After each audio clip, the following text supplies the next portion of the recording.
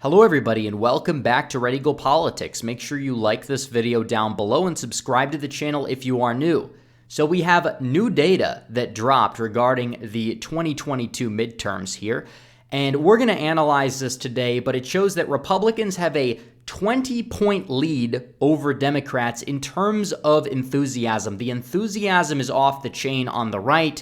Democrats are completely demoralized. And yes, we've seen this throughout a lot of the special elections and primary data that we've seen over the past year and a half or so, and it just speaks volumes. And we're going to discuss why. Why are people on the right fired up? And obviously, a lot of people will say, well, that's typically what happens when a party is out of power. And while that is entirely true, there's certain metrics that make this wave a little bit more unique than your typical wave years in the past. Obviously, Democrats were fed up with Trump, and they turned out in very large numbers in 2018. Republicans, the same thing back in 2010 when Obama was in power, and you saw kind of like the prequel to the Trump movement going on with the Tea Party energy.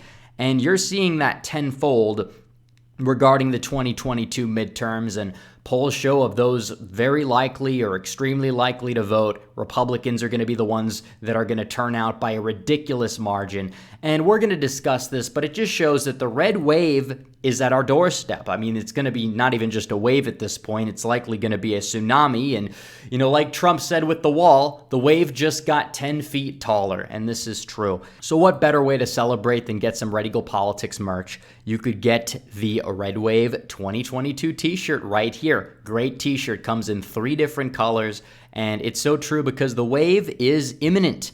And also, we have a lot of great other designs. We have coffee mugs. We have the Red Wave 2022 coffee mug as well for you guys. It's all on the website. You guys can buy the merchandise at the link in the description and the pinned comment. But this poll just goes to show that something is brewing here. And when you have an enthusiasm gap that wide, it speaks volumes. And usually if you lead in the enthusiasm gap, you also are doing better than what the polls typically expect of you, which is what we saw in 2020, it's what we saw in 2018, and what we saw in 2016, especially in places like the rural Midwest. If you're going to have a high enthusiasm gap, those low propensity voters that don't typically vote in midterm years are likely going to come out in 2022, just like they did in 2020 and 2016. And a lot of people are saying, well, there's people that are disillusioned with our electoral process, but polls have also shown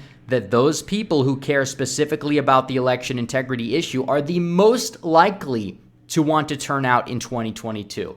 And we saw this in the primary. Republicans doubled the Democrat share of the Texas primary electorate back in March, and also they were in line with their primary turnout for the 2020 primary in Texas, whereas Democrats just had half their total, which also was important. But beyond that point, people are fed up at this administration. They're angry at what's going on with the economy. They're angry with what's going on at the border. They're angry that our leaders care more about a foreign conflict halfway across the globe than their own citizens here at home.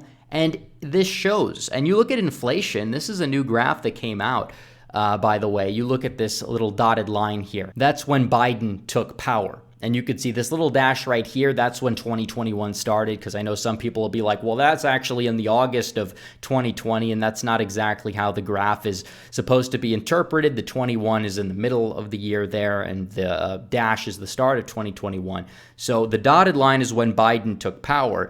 The inflation rate was pretty much solid. It went up a little tiny bit from whenever COVID started, because obviously everything shut down. You're going to see prices go down a little bit for supply and demand purposes. But either way, a lot of the inflation that took place in our country skyrocketed after Joe Biden took power. After you saw Biden start to pay people for not working, you saw that skyrocket significantly up there. And you see now we have a rate, I believe, of 8.5%. That's our inflation rate. That's nearing a record if it's not a record already. And you see what's going on with gas prices, and Biden saying it's your patriotic duty to pay more for gas because we have to support my Ukraine in some conflict that's happening halfway across the globe. It's ridiculous and it's out of touch. And America First is going to be the winning message forward. And as a result, a lot more people are supporting America First candidates and America First Republicans, not rhinos, America First candidates in the 2022 midterms, wherever it may be possible. And this is very true. And we love to see it. We absolutely do. And looking at it further, we have the polling data right here for the 2022 generic congressional ballot. And Democrats have been stuck at 43%. They were defeating Republicans last year for much of the time, and now Republicans have taken a lead. And a lot of the polls are underestimating Republicans, especially because not only Republicans have the enthusiasm gap, but because of the undecideds within those polls consistently disapprove of Joe Biden by a ridiculous margin. And you see polls that have it tied or that have the Democrats up, they have like 15 to 20% undecided in nearly every single poll. And those polls historically were abysmal at predicting the popular vote in 2020. So it does speak volumes. But either way, the ceiling is so high to the point where I think that you might see a wave that could be double digits. I think it could rival 2006's wave. And I think maybe you could see 2024 be like a reverse of 2008. And this is very true. And I came across this graph, which is a model that has estimated the amount of House seats Republicans are going to take, taking the new redistricting into account, which has not really always gone in the Republicans' favor. But if the Republicans win the popular vote at all, or they lose the popular vote by less than one, they're going to retake the House. That red line right there is the retaking of the House. And if you dip it down right here, it'd be about, as long as Democrats don't win the popular vote by one or more, Republicans are going to do it. And a lot of the polls right now have it at like R+3, which would mean Republicans have around 230 House seats. Taking the enthusiasm gap into account, as well as a lot of the undecided saying, let's say Republicans have like a 7 or an 8 point lead, the amount of House seats they're projected to win goes up significantly. And especially with a lot of the dummy mandering going on in places like Illinois, where you have like 10 seats that are D+7. And like if those seats just flipped overnight, Republicans would see a massive amount of gains in a blue state that the map wasn't even drawn in their favor in the slightest. So do keep that in mind as well. And that's why you see a lot of these like steeper climbs the more and more you get on that side. So let's say it's a D+7, D+8. Republicans are around 250 seats. And that would mean they'd be gaining like 30 or 40 seats in the House. And let's say Republicans win the popular vote by let's say 9, which would be in line with what the Democrats won it by in 2018, then they would gain 50 seats in the House. If they won it by 10, they would likely gain close to 60 seats in the House, which would be a seat wave magnitude very similar to what we saw in 2010 when Republicans were literally at their floor. And they gained a significant amount because you had the Tea Party energy, you had the anger at the Obama administration, and you saw a massive wave there. But if Republicans manage to somehow shock the world and win the popular vote by like 12 points, they could even gain close to, 70 seats in the House. I'm not entirely sure if that's going to happen. Obviously, we're still a very polarized country. It's almost impossible to see a 1972 or 1984 style election victory for either party in this day and age, even if it is a midterm election. But you could see in a lot of these swing states and a lot of these swing districts, you could see a massive red wave in a lot of places because of the anger that we're seeing at the Biden administration, which really does speak volumes about the failure of this administration. And I think that this is going to be a perfect opportunity for voters to go out there and express their distaste at the system. And because Biden is the face of that system right now, is he really running everything? Yeah, probably not, obviously. The guy's borderline senile, if not already senile.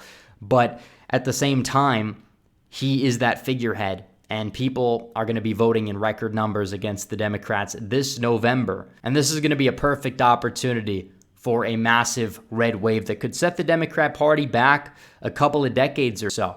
just because of the fact that Republicans 54 seats in the Senate, they could be on track for 62 at the end of 2024. The fact that if they regain enough seats in the House, it's going to be very difficult for them to lose it, despite Democrats wasting all of their resources on the redistricting process.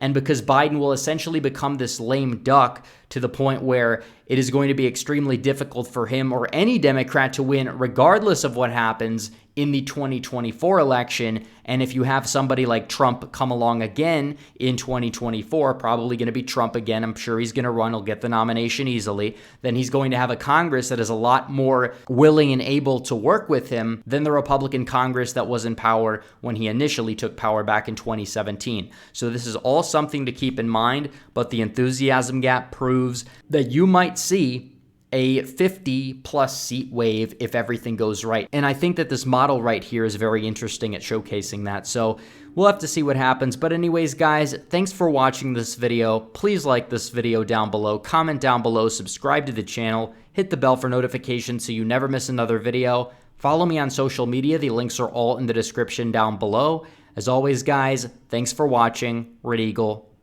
out.